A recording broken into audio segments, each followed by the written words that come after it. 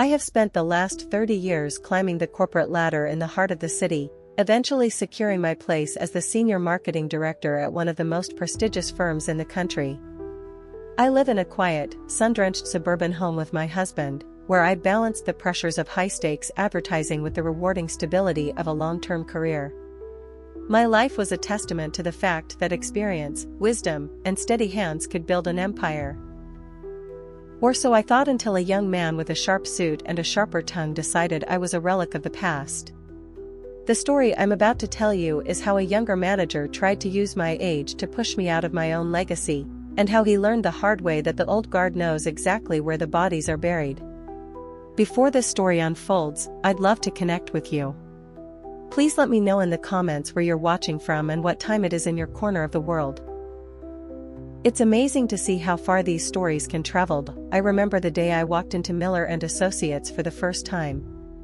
The carpets were shag, the computers were beige towers, and the air smelled of stale coffee and ambition. I started as a junior copywriter, a woman in a field dominated by men who thought I was there to fetch lunch. I didn't complain, I outworked them. By the time I hit my late 30s, I was the one leading the pitches. By 45, I was the senior marketing director. Robert, our CEO, had been there through it all. We were peers who had survived 3 market crashes and the digital revolution. He trusted me implicitly. My department was a well-oiled machine, respected for its consistency and the deep, personal relationships I maintained with our oldest, most loyal clients. I believed that in this industry, your word was your bond and your history was your armor. However, the industry began to change. The new blood started coming in, kids who spoke in hashtags and looked at a physical portfolio like it was a museum artifact. I welcomed them. I mentored them. I believed that the energy of youth combined with the strategy of experience was the winning formula. That was until Jack arrived. Jack was 29, possessed a blindingly white smile, and carried an aura of entitlement that he tried to pass off as disruptive energy. At first, Jack was the perfect subordinate. He was a marketing manager under my supervision, and he seemed eager to learn. I shared my contacts, my strategies, and the nuances of our top accounts. I didn't see him as a threat, I saw him as a successor. I thought I was passing the torch. I didn't realize he was planning to use that torch to burn my house down. The shift happened during our annual strategy summit. We were in a glass-walled conference room overlooking the skyline. I was presenting a long-term retention plan for our biggest client, a heritage brand that had been with us for 20 years. Halfway through my presentation, Jack didn't just interrupt, he scoffed. It was a small, sharp sound that cut through the room. "Sarah," he said, leaning back in his chair with a smirk that didn't reach his eyes, "it's a beautiful, nostalgic plan. But we're in the age of viral loops, not legacy loyalty. Maybe the reason the numbers are plateauing is because the strategy is, how do I put this politely, showing its age? Just like the person delivering it." The room went cold. Robert looked uncomfortable, shifting in his seat. Jack didn't stop there. Over the next month, he began a systematic campaign of micro-evictions. He would schedule impromptu meetings with the creative team while I was out at lunch. He started a side channel on Slack specifically for the younger staff, calling it the Modernity Suite, where he openly joked about my analog brain and how I probably still used a Rolodex.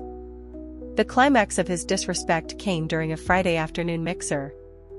In front of the entire office, Jack presented a joke gift to me, a decorative hourglass.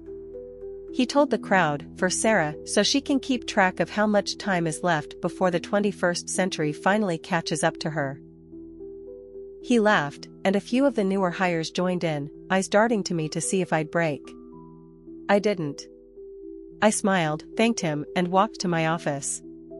But inside, the fire had started. A week after the hourglass incident, I stayed late to finish some billing reports. Our systems were undergoing a migration, and for a brief window, several restricted folders were visible on the shared server due to a glitch. One folder was titled Project Phoenix. Curiosity got the better of me. I opened it. It wasn't a marketing strategy. It was a dossier. Jack had been meticulously documenting every lapse he perceived in my performance. He had corrected my emails to clients, changing my professional, warm tone to something cold and robotic, and then saved the drafts to show Robert I was losing my touch with communication. But worse than the logs were the memos. Jack had been in private talks with a rival firm. He was planning to jump ship, but not before purging the senior leadership at Miller and Associates to make himself look like the hero who tried to save a sinking ship.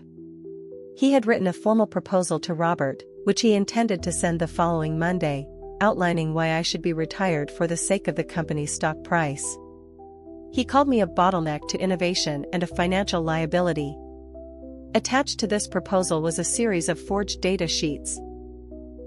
He had manipulated the last quarter's analytics for my accounts, making it look like my clients were prepping to leave us.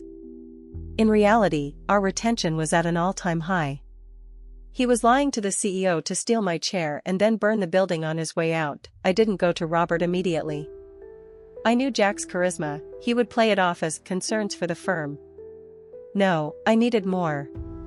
I reached out to Emily, a junior assistant Jack had been treating like a personal servant.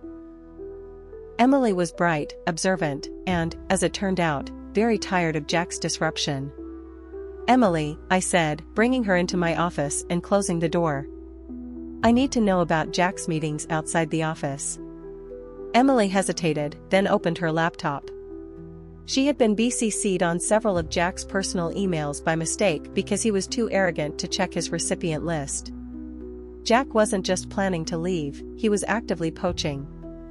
He had been telling our legacy clients, the ones I had nurtured for years, that I was suffering from early onset cognitive issues and that the firm was planning to let me go.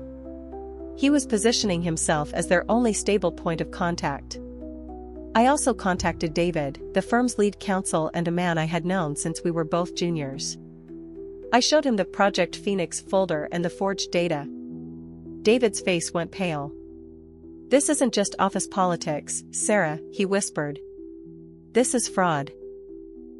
He's intentionally devaluing company assets, your reputation and client contracts, for personal gain." We spent the weekend at David's home office, cross-referencing the real analytics with Jack's forged reports. We found the digital footprints. Jack had accessed the server at 2 a.m. on a Tuesday to alter the spreadsheets. He thought he was a genius. He didn't realize that in my analog world, we still kept physical backups of the weekly reports in a locked safe. I decided not to stop him from sending his proposal. In fact, I wanted him to feel more confident than ever. On Monday morning, I walked past his desk and sighed heavily, rubbing my temples. "Jack," I said, sounding defeated, "you might be right. Maybe I am getting tired.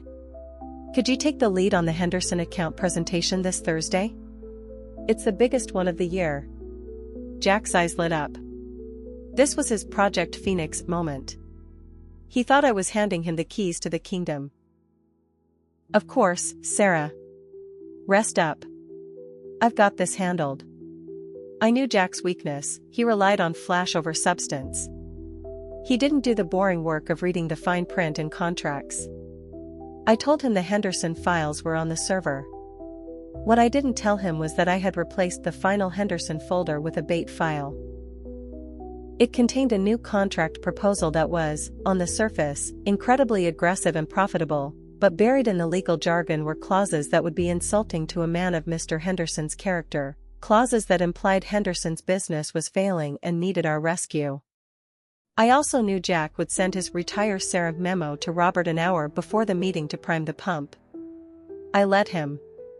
I even sent Robert a short note saying, "Jack has some interesting ideas about my future. Let's discuss them in the board meeting with David present." Thursday arrived. The boardroom was tense. Robert sat at the head, looking pained. Jack sat next to him, looking like he'd already won a marathon. Mr. Henderson, a formidable man who valued loyalty above all else, sat opposite them.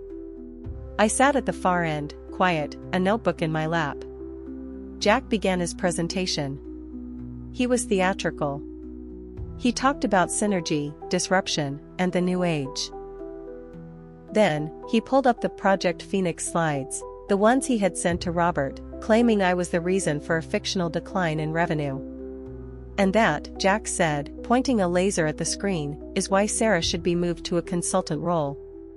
She's simply not equipped for the speed of today's market. Now, let's look at the new Henderson contract I've drafted. Mr. Henderson leaned forward, reading the screen. His face turned a deep shade of red. You think my company is a distressed asset? Henderson barked. You put in writing that our heritage brand is stagnant water? Jack stammered. No, sir, that's modern terminology for. It's an insult, I said quietly, speaking for the first time. Just like the forged data you showed Robert 10 minutes ago. I signaled David. He stood up and handed out physical packets to everyone in the room. These, David said, are the real, unaltered analytics from Sarah's safe. And these are the logs showing Jack entering the server in the middle of the night to change them. Furthermore, we have records of Jack's communications with our competitors, offering to bring Mr. Henderson's account with him in exchange for a partner position. The silence was deafening. Jack looked at Robert, but Robert wouldn't even look at him. Robert was looking at the forged data, his hands trembling with rage. Jack, Robert said, his voice a low growl. You didn't just try to push out a colleague. You tried to sabotage this firm. You're not just fired. David is going to ensure that every firm in this city knows exactly why. Jack was escorted out by security 5 minutes later. He didn't even get to take his Modernity Suite mug. He left in a daze, the arrogance finally drained from his face.